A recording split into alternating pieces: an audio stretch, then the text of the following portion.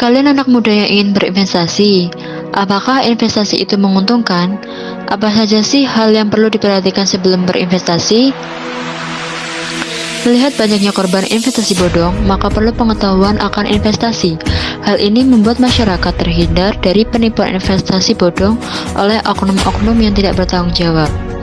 Berikut tips yang perlu diperhatikan untuk menghindari penipuan investasi. 1. Jangan cepat tergiur dengan janji keuntungan besar.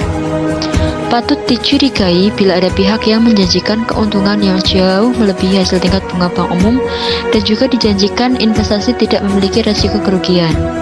2. Pastikan lembaga investasi memiliki izin. Periksa terlebih dahulu calon investor dengan memeriksa izin dari orang atau lembaga yang menawarkan investasi.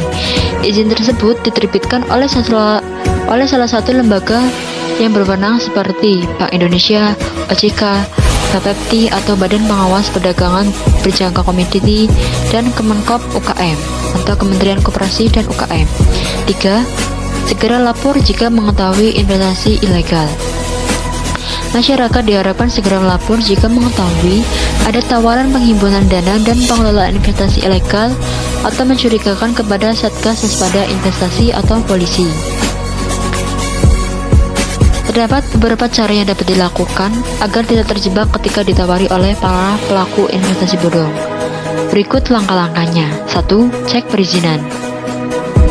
Anda dapat mengecek perizinan atau suatu lembaga melalui website OJK secara berkala, menghubungi hotline OJK 157 dan email waspadainvestasi@ojk.co.id.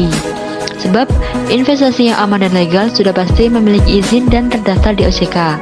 Apabila produk yang ditawarkan investasi berjangka atau komoditi, seharusnya perusahaan penawar sudah terdaftar di Bapepti. Jika nama perusahaan tersebut tidak ditemukan, maka investasi yang ditawarkan tidak dijamin bahwa investasi tersebut legal. 2. Keuntungan tidak masuk akal.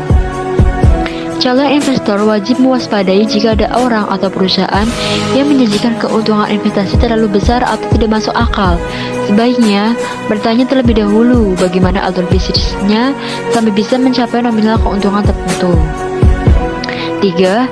Tanyakan bagaimana perusahaan tersebut menjalankan investasi. Masyarakat disarankan untuk tidak terburu-buru menyetujui investasi yang ditawarkan kepadanya. Bertanyalah bagaimana sistem kerja perusahaan tersebut dalam menjalankan investasinya.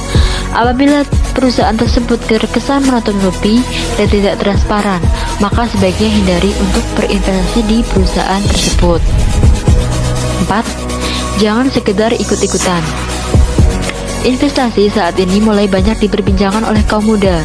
Banyak anak muda yang ingin melakukan investasi karena takut dikatakan ketinggalan zaman atau FOMO, Fear of Missing Out. Sehingga bagi yang belum melakukan investasi terkesan tidak melek keuangan dan kurang memikirkan masa depan. Padahal untuk berinvestasi bukan berdasarkan tren atau pendapat orang lain, melainkan kesiapan diri berupa alokasi dana dan pengetahuan yang cukup. 5. Rencanakan investasi dengan jelas.